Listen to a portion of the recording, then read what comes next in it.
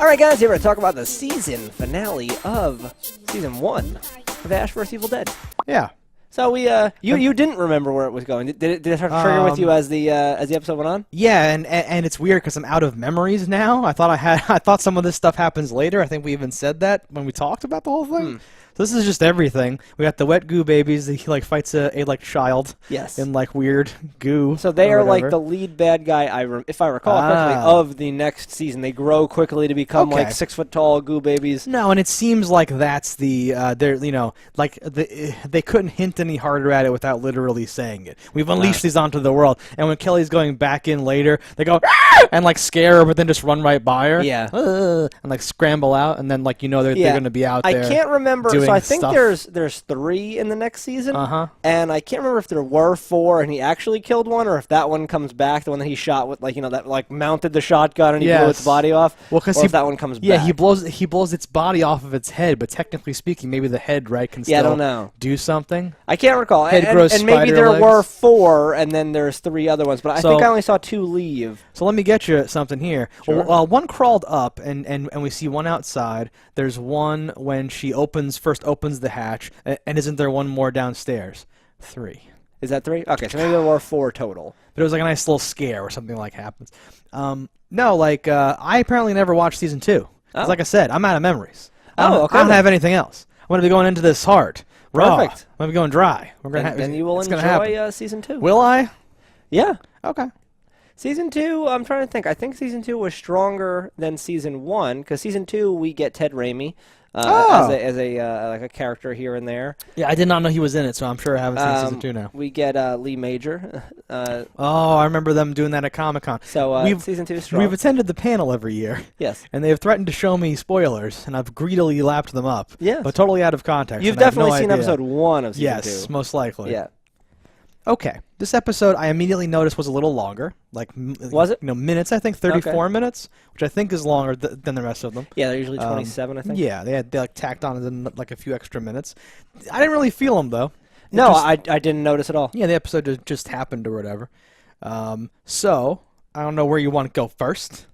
Well, let's just start with the ending for a second here. Yeah. So I understand. There's a lot more to say about the ending than the middle. Yeah, so like this is more of that where I'm like, I don't know if Ash would do that kind of thing. Like this is me thinking he's going slightly against his character here, and I do understand it's like, okay, your friends are going to die, and you make this decision, and it's not like your typical world-ending decision thing, like in movies where it's like I'm gonna press this nuclear button unless you give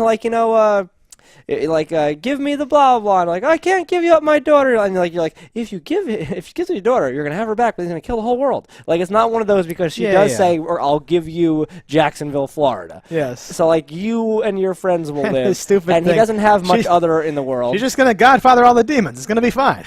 Or whatever, that whole business. And you could blissfully ignorance your way into things, but I think Ash is a little brighter than that. I think this is, and I don't want to start a 2-hour, like a 2-hour discussion. But this is like the Luke Skywalker thing.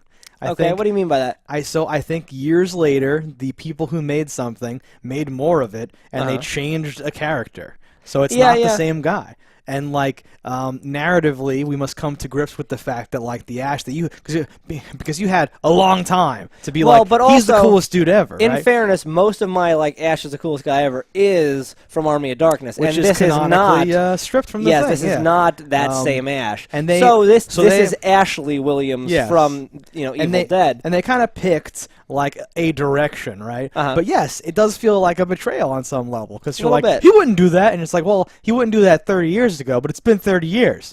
Maybe he's washed up. Maybe he's, all that stuff. Maybe when that guy was breaking his neural connections and like made it even worse for him or whatever. But this is a horrible like bookend, right? This is what you had a problem with that I totally was like, oh, great, great point, because it begins with him doing this boneheaded thing where it's like, well, if you're, if you're that dumb, then why pick that day? Like, how'd that just randomly happen? Yeah. Right? If you're that Why did it take 30 years He's probably gotten super drunk and super stoned and had mad bitchy once a come week back to the trailer for years. Right? So it feels like that doesn't feel great. That's kind of flimsy. And then this is the bookend, where at the end he's like, "Ah, come on!" And it's like the emergency broadcast system, and giant sinkholes have opened up across the thing, and he's like, "Come on, guys!" And they're in the back seat like, "Oh no!" and all that stuff. Like it feels like, "Oh no, he's supposed to be cool and not do that," you know? Yeah. No, he's had a ridiculous amount of weeks, like 52 weeks a year times 30 years that he's been drinking, and then it just happens to happen then. And I know everything just happens to happen at some point. That's how life someday, works. Sure, is that when things happen, it's like, well, that was the first time. Every first time is a random first time. Yes. But this was his fourth time. Not really, because this takes place. It's at least his third time. Like it feels like, and again, there's more show that you remember because you've seen it. I don't know if they would ever get into it more, but yes, it feels that's not a great reason for something to happen. And this ending is not a great reason for something to happen. No, right? It's just a great way to continue on with your campy character and to start over. And that's kind of the premise that we get from the Evil Dead franchise. It's just like, okay, and we have to end and start over again. Like that's just that's how things go. And the status quo must be maintained, but in like a satisfying way. And this, I do agree, because like they even it's like an episode of like a lot of shows, right? When like Hercules is like trapped in like the fake paradise dimension, or Mulder and Scully are like being attacked by like the fungus that like makes them dream about good stuff. So like, and then someone's like, wake up! And they're like, what's going on? Wait, this isn't real. And they have to like get out of it, right? So like that's what you want to happen. You want Ash to be like, wait a minute, this isn't Jacksonville. Wait a minute, you lied to me. No, I'm gonna save the day. And then he doesn't. He just goes like, which in a way is like interesting and perfect, because it's not also kind of sucks, right? It's not a dream version of Jacksonville. He's actually going to Jacksonville. He's driving to Jacksonville. Yeah. I know. Yes. I do, but that's the whether deal, it's right? dumb or not, I love the and $10,000. I'm not a bank. Gas money. Gas money. I can do gas money. There's a lot of great dumb lines in this where you're kind of like, okay, there Lucy you go. Lawless's That's face. fun. It's almost like that wasn't part of the script and he just said it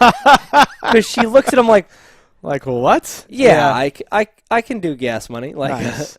And even just asking for $10,000 is so like ridiculous. It's such a low number. Yeah. She's looking to like shatter this like dimensional plane and like have the demonic whatevers collide. And he's like, all right, $10,000, and she says no. It's like it's amazing. I love it so much. And it's not like he even asks, I would like to own Jacksonville. That would be my providence. No. It's just I want to live there. I just want to end up there. And even if you take over, looks like if you live in Jacksonville, but all the rest of the world is not free, is demon possessed or dead, what good things do you think are coming to Jacksonville? Are you saying Jacksonville is not self-sustaining? I don't believe it to be, but even the ability that it could be, like we're like, okay, we get even if we you get had a rainwater biodome in Jacksonville, we have fish and whatnot. Who's to say she's not destroying the oceans? He I know. only gets Jacksonville. No, it makes no sense.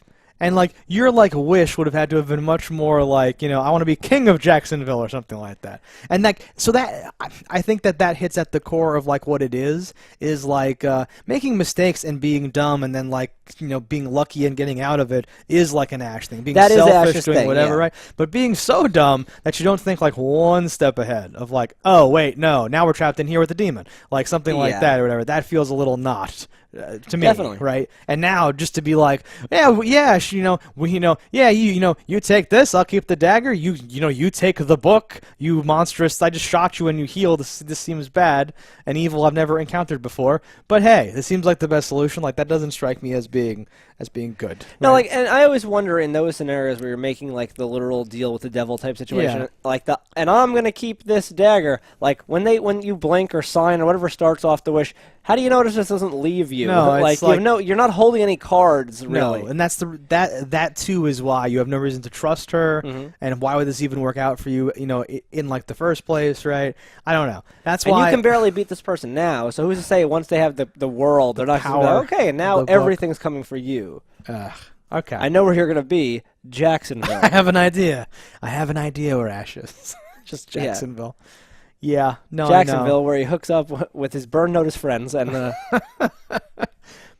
if anyone can get him out of this, it's Michael Weston. I would a crossover would have been. Awesome. I would love to hear Michael Weston's like inner monologue on how you defeat a demon. Yeah, most people would go blah blah. I realize that whatever thing about a demon is whatever. Yeah. I never finished that show either.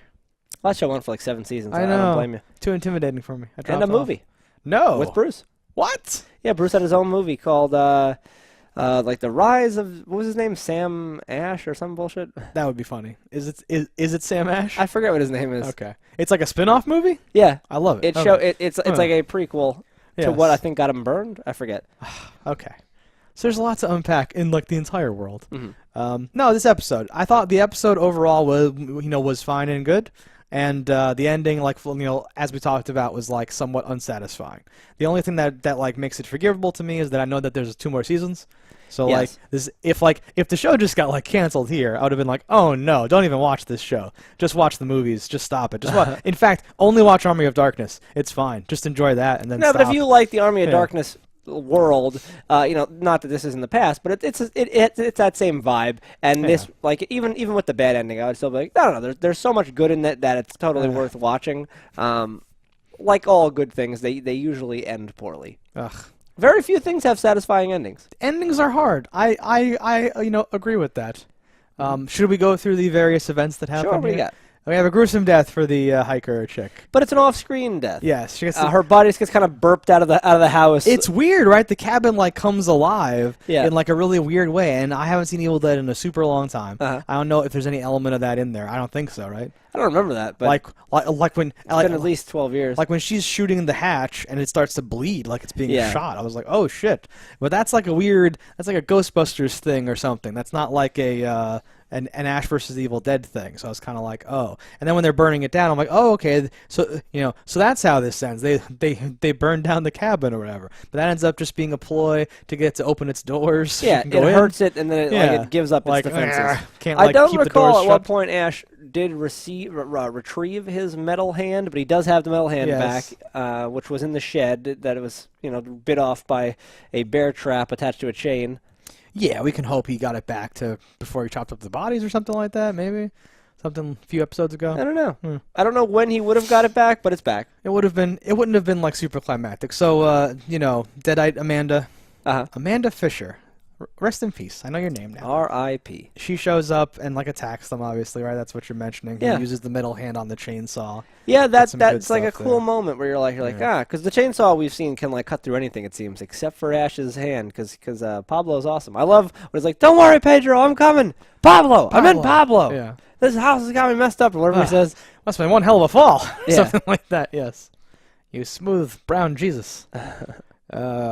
No, the whole fight I thought was all right. We do like another fancy swap to the chainsaw hand or whatever. You like pops off the arm. Yeah, it has a great engage-disengage thing. Yeah, and then you're like, how did he design this? Well, and like the funniest part about that is that it doesn't have to be on your wrist anymore. You could just hold it like a chainsaw, and you have 2 hands now, but you have to switch it onto your hand. But that's like the vibe of like the show. That's like the deal is. Well, it's more powerful when it's on my hand. I've practiced like this. Well, most of that is to be able to use the gun as well as the chainsaw at the same time, which you couldn't do with a normal person's hands. I didn't catch how does he load the shotgun when he's got the chainsaw on his hand. He usually puts it between his arm and loads it. Just lays it down and braces it on the thing or something like that? Well, he breaks the barrel and then just goes to tunk and then kicks it back. Okay, it does this. On the chainsaw arm, you mean? Yeah. Yeah. It happened during this episode. He had to load more shotgun shells. Yeah, no, it's a feat. He's a man of skills. He's a man of many skills. He's like practiced for a long time about all these little things. But yeah, he fights the thing. We already talked about it. Yep. He blows the body off of the Goob Baby with a shotgun. One of the best shots. Sure. Like shots in any way you want to take that. Shots from the gun or shots of angles. I like, and you see how he's impossibly strong because he's holding a child up like straight out, one armed and just like bam. Well, he's a superhero. Yeah, well he is. This is the original superhero universe.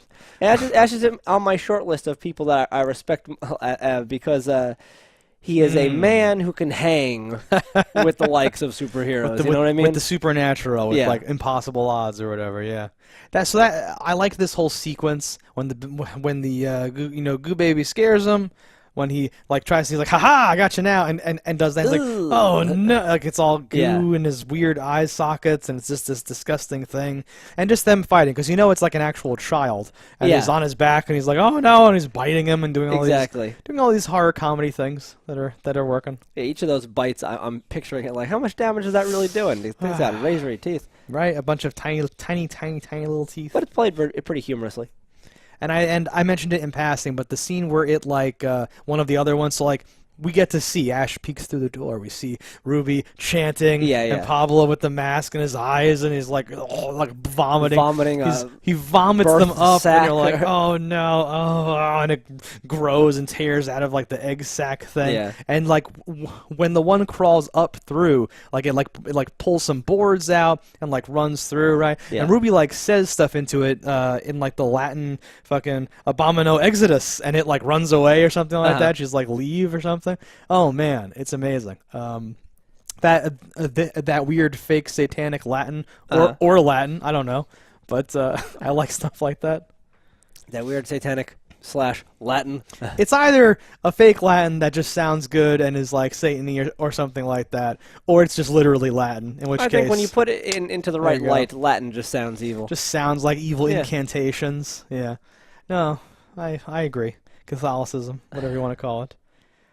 He tears off his sleeve, right? Was that like a homage? Doesn't he have like a missing sleeve in like one of the original movies? Yeah. I feel like they were going to great lengths to like recreate a look and feel of like the old stuff.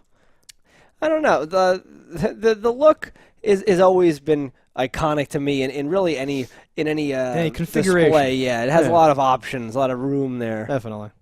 I just love just the Ash character is so charming in its like bluntness and like kind of stupidity, but it's got a lot going for it. It's charming. I hate to say this, but it's very anime. There's something about a character kind of like bumbling through or doing stuff for selfish reasons and then having it work out. And obviously, it's not unique to anime, but it's like a trope where you have this hero like they'll like eat a lot of food and be like, I'm too lazy to do that, and then they end up winning through those like tactics or something. And I see a lot of that in Ash, and I dig it.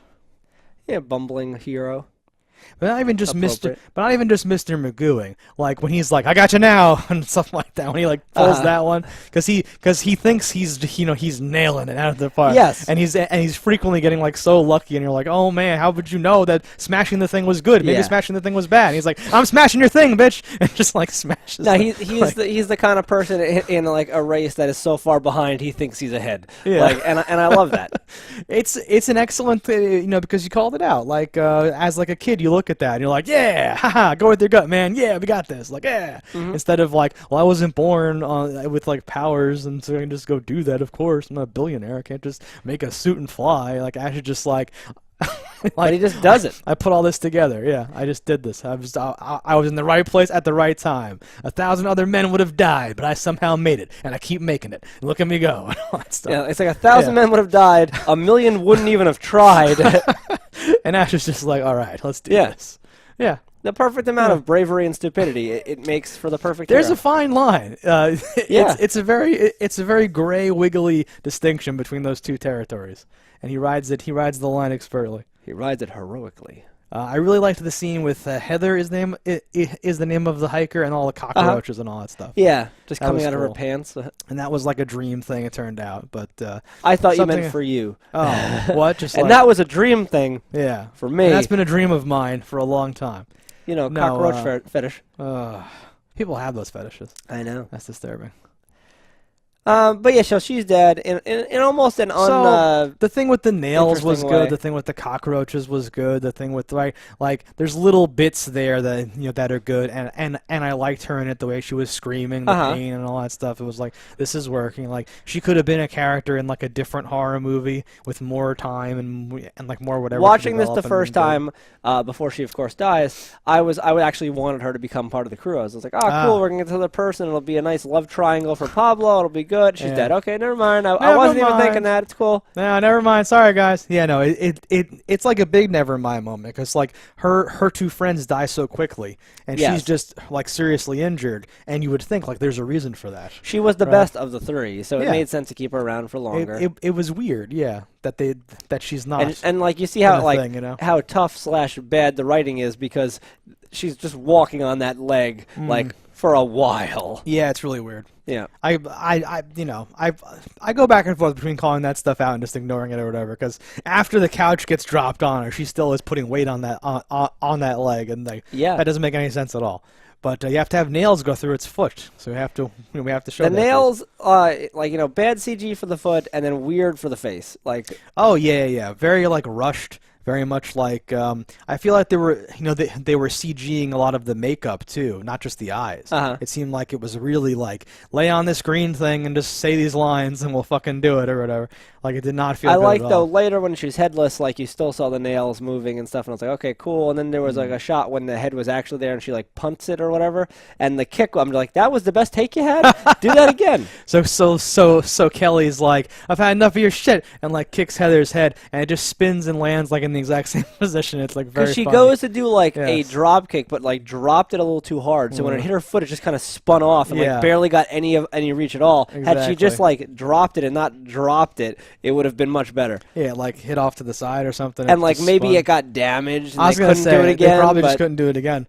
But some of that stuff feels like it's, and I say rushed as if it makes them like a bad person or something. But sometimes you don't have enough time or takes a lot of complicated stuff happening, so you like feel it in some of those spots. But they save a lot of the stuff for the stuff later, like Pablo with the book on his face and the blood and the weird goobays. Yeah, that and was all better. Stuff. That stuff I was like, okay, yeah. So you wonder why you went to all that trouble. Like I like the idea of somehow the house has gotten, into her head in this unique way, and she's seeing cockroaches, and maybe later the nails aren't even real, and she just thinks that there's nails in, like in her. Oh no, they're real, and she can like feel them. No. If it was like its own big thing as opposed to this quick thing, but at the end of the day, it's kind of throwaway, and like you said, the house burps her out like a weird 80s movie thing. Yeah, it's almost like they filmed chunks. some effect that like didn't work or whatever, and they're like, all right, we'll just do this tomorrow. Fine.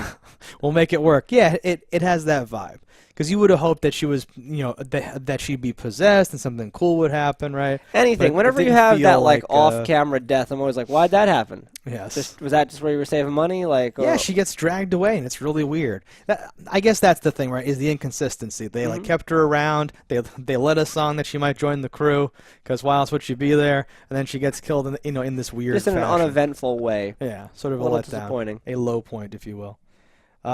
Kelly, I feel like even there's like a bit of a passing of the torch thing. I don't know how Kelly's character develops, and you do. So this puts me in like an awkward position for like a prediction situation. Sure, what do you got? But like she seems to be taking up a lot of the Ash-like stuff. There's even a line in here where she says like, "And you're gonna be the best." What does she want to be? Beautician or something like that? Botanist? Dental hygienist. You're gonna be the best dental hygienist in all of England or wherever you're from. Some weird thing like that. That's a very Ash line. That's a very like ignorant. There's a lot of whatever. that even through the early things, and I called out a couple of them where I'm like, yeah, she gets a line that Bruce would knock out of the park, but she like doesn't have that same Bruce quality, so it's not as good. Some of them are still funny. The England or whatever one worked for me, yeah. But in general, a lot of her lines that are in that cheeky fun realm kind of play to me like a line you're reading off of a piece of paper. They're like rejected Ash lines or whatever. So I wonder though if the reason she's getting them is that they're trying to make her like the new person like him, following in his footsteps or something like that, because it's a weird line to give her, is the England or whatever, because that's very, very Ash-like. I thought the line worked, which is why it like stood out, but otherwise, yes, very strange. No, yeah, she gets lines that just are definitely more Ash stuff, and you can tell like the same writer is writing for a lot of parts, because like things bleed over where it's like, oh, all those characters kind of the same voice after a while. Voicing, and they do kind of try to dumb down her character over the season. Like in the beginning, she didn't seem as dumb as she does toward the end.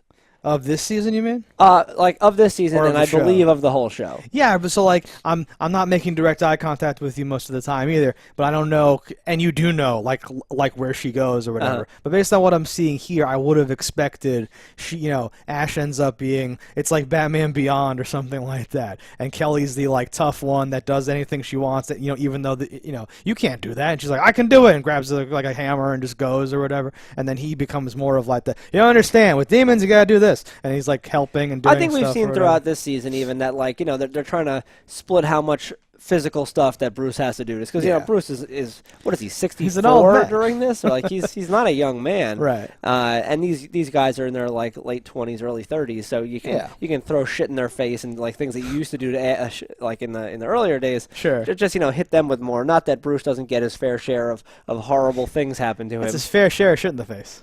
Shit, piss, everything.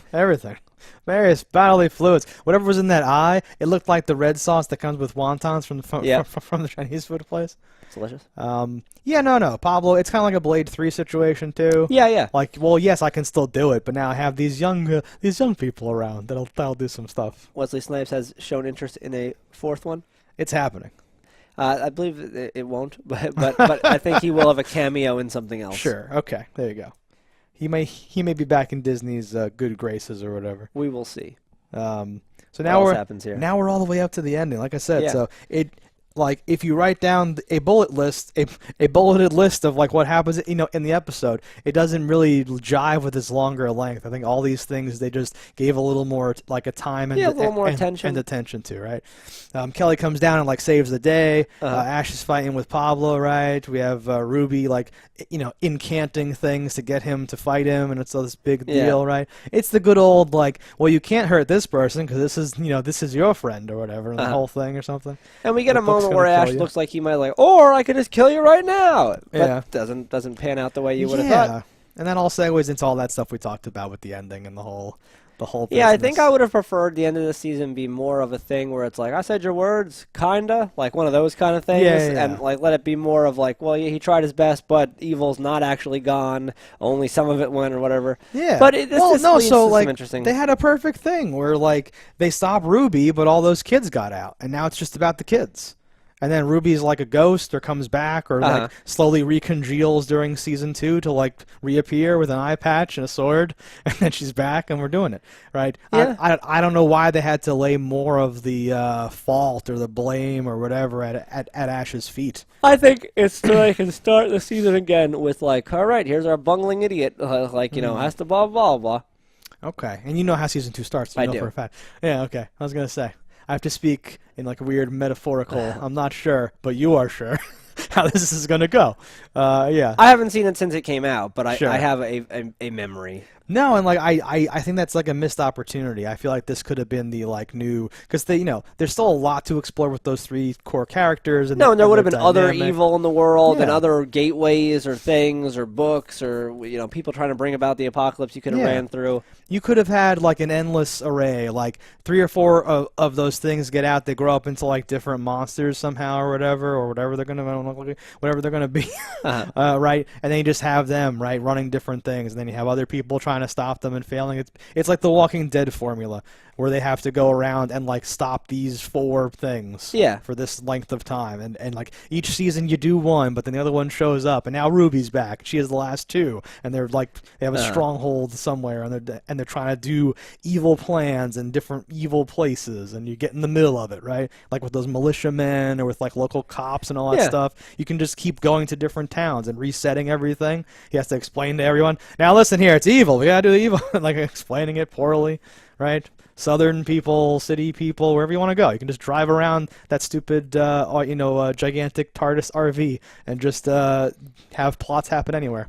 And they have a fair amount of location changes in the next one, and there's some great callbacky stuff happening, and things go in a way, and you can tell like they had somewhat of a plan, or at least roped it back in for the next season. So like, while it does end in a less than strong manner, I think season 2 goes. It feels like the entire world ends. They drive away. Back in Black, Back in Black's playing, and a giant sinkhole opens right behind them or whatever. It feels like the world is fucked. Yeah. So I'm interested to see how much they retract that whole thing and turn it into fair amount, if I recall. Turn it into a manageable situation. It's really a very strange decision, and I'll have more to say once I see the next season. Sure. For them to end season 1 like this, unless they were sure that there would be a season 2, maybe. Yeah, seems very strange, because that would have been a very strange ending. Because then basically, right, you made these movies like a long time ago, and there's comics, and everyone loves this character, and then you make one season of a premium cable TV show where at the end he dooms the whole world to be destroyed. I do right? think though, like, even if they didn't know a second season was approved, this would have been a serviceable ending, just because it's like, okay, and Ash is alive, and he's living in Florida, he's retired, the world's gone to shit, whatever, and like you clap your hands. Of course not where I'd want it to end, or how I would end an Ash series, but at least there is that feigned cap. There's not this big, like, yes, you have some mysterious children running out, but you at least had some semblance of an ending, whereas a lot of shows just end in a cliffhanger where it's like, I have to tell you something. Tune in next year. Like, whatever you want to call it, plot-wise or narratively, like, this is fine. It's a proper bookend. I mean, like, the like, destiny of the character. It's like killing a character at that point. It's like, oh, I thought Ash was cool. Did you see the show? He's not that cool. Oh, he only got old. Oh, okay. How does it end? Oh, ugh. But I'm glad there's more, and I can't wait to check it out. Yeah. All right, guys, that's everything that happened in this episode, the finale of Season 1. We'll see you for Season 2. Until next time, don't die in a fire. Hello, internets. I just love watching JustDaggers. If you've enjoyed this video as much as I have, click that subscribe button.